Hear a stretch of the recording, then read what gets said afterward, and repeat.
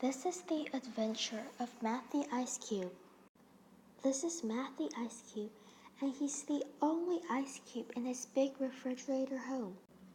Right now he is a solid ice cube, and the intermolecular distance of the molecules in Matt's body are so close.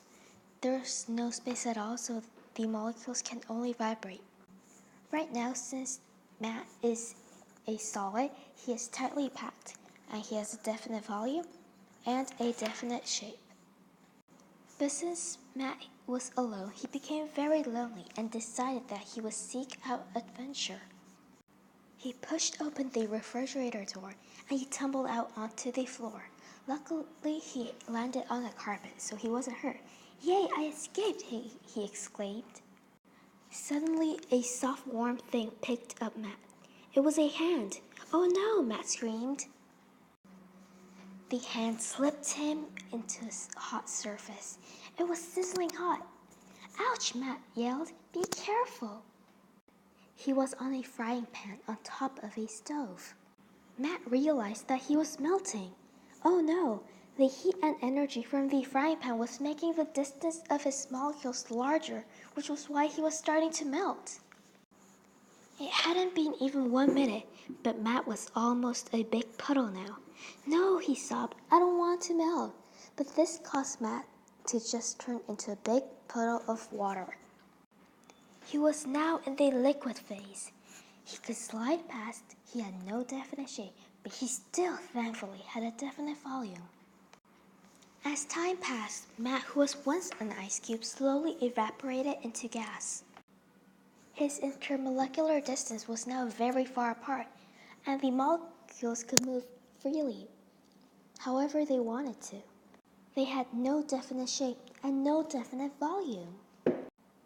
In the house, there was an open window. There was a gust of wind, and the gas form of Matt slowly went out of the house and into the outside world.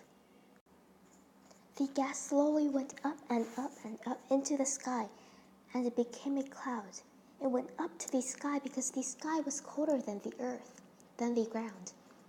And molecules always stick to the colder surface.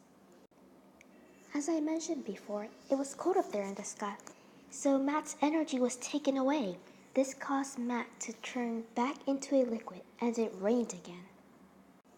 The rain fell on the rooftop of a house, and it was pretty cold there because it was snowing, as you can see in the picture. And it has to be cold for the water to freeze into icicles, and you can see the rain had frozen into icicles. Because it was cold, energy was taken away from Matt, and he was once again a solid. Except he wasn't exactly an ice cube now. He was frozen into a frail old icicle. But that didn't matter. He was still a solid, and a solid is a solid.